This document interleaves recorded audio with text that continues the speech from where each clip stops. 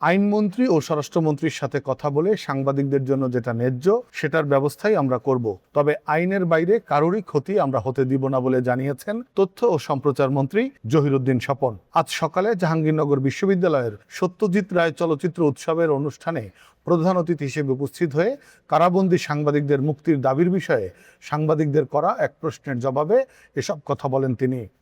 এ সময় তিনি আরও বলেন, যে সকল সাংবাদিকেরা কারাবন্দী রয়েছে তারা বিগত সরকারের সময় গ্রেপ্তার হয়েছেন এবং তাদের প্রত্যেকের বিরুদ্ধে বিগত সরকার অভিযোগ এনেছেন যে তারা বিভিন্ন অপরাধের সাথে জড়িত এবং মূলত ফ্যাসিবাদী আমলে গণতান্ত্রিক সংগ্রামের উপর যে অত্যাচার নির্যাতন হয়েছে তাকে সহযোগিতা করার অভিযোগ রয়েছে তাদের বিরুদ্ধে।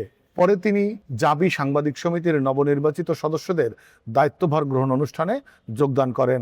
স্বাধীনভাবে সাংবাদিকতা করতে চেষ্টা করেছেন, তবে কাজের সঙ্গে যেহেতু আমাদের এই সরকারের কোনো সম্পর্ক নাই, সেই কারণে আমি আইনমন্ত্রী এবং স্বরাষ্ট্রমন্ত্রী মহোদয়ের সঙ্গে কথা বলে সাংবাদিকদের জন্য যেটা ন্যায্য সেটার ব্যবস্থা আমরা গ্রহণ করব।